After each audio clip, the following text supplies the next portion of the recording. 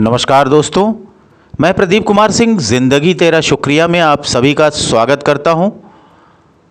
आज आप सभी के बीच एक बहुत ही मार्मिक कहानी लेकर के उपस्थित हुआ हूं। जी हाँ दोस्तों, हमारे समाज की एक बहुत ही बड़ी बुराई है कि हम अपनी असफलता को,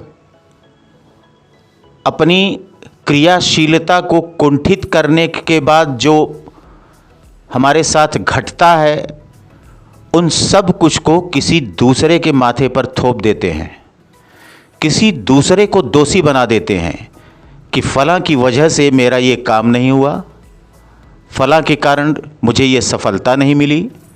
स्वयं पर कभी भी दोष नहीं रखेंगे, ना ही अपनी कमियों की तरफ देखेंगे और उन कमियों को दूर करके आगे बढ़ने की सोचेंगे।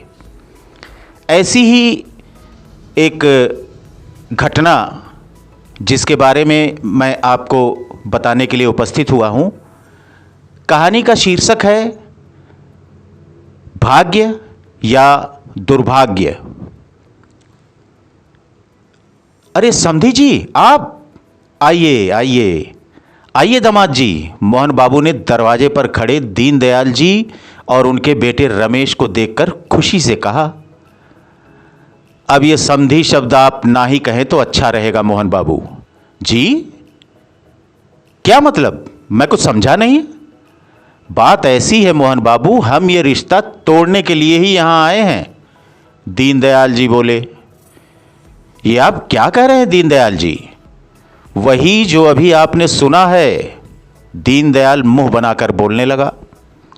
मगर भाई साहब, ऐसे यूं अचानक? हमने तो लगभग सारी तैयारियां कर ली हैं और अब तो कुछ ही दिन बचे हैं शादी में, तो फिर अचानक? ओह, लगता है आप मजाक कर रहे हैं, है ना? जी बिल्कुल नहीं।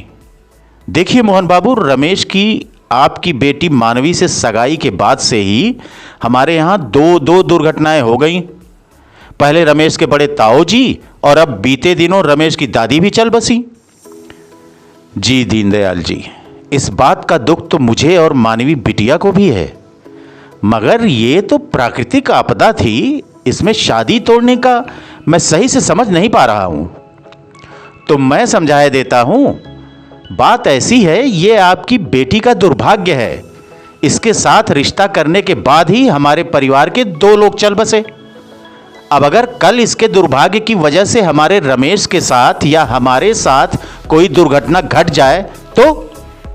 ये आप कैसी बातें कर रहे हैं भाई साहब? इसमें मानवी का भाग्य क्या लेना देना? ये महामारी थी, इसमें ना जाने कितने घर परिवारों ने अपने सदस्यों को खोया। चाहे आपको जो लगे मोहन बाबू, लेकिन अब हम और इस दुर्भाग्य को बर्दाश्त नहीं कर सकते। इतने में हाथों में चाय लिए मानवी भी वहां आ गई। रमेश, क्या तुम भी यही चाहते हो जो मैंने अभी बाबूजी के मुंह से सुना? देखो मानवी, पापा सही कह रहे हैं, हमें यह रिश्ता यहीं समाप्त कर देना चाहिए, बस हमारे लिए यही अच्छा रहेगा। तो वो प्यार, वो साथ रहने निभाने की कस्में सब झूठी थी। वो तुम ही थे ना जो कहते थे मेरे तुम्हारे साथ होने से तुम्हारा भाग्य चमक रहा है। तुम अच्छे नंबरों से कॉलेज में पास हो गए थे। अब मेरा वही भाग्य भाग्य नहीं दुर्भाग्य बन गया।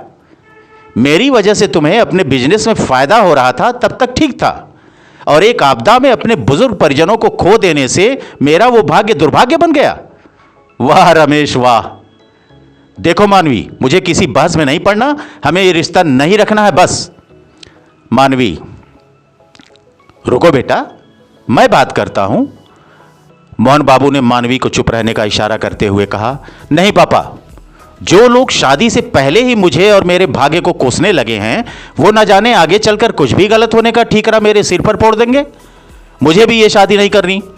हाथ की उंगली से सगाई की अंगूठी टेबल पर रख मानवी जैसे ही आगे बढ़ी थी, तभी बाहर से आती हुई उसकी छोटी बहन जोरों से चिल्लाते हुए खुशी से बोली, मनु दीदी, मनु दीदी।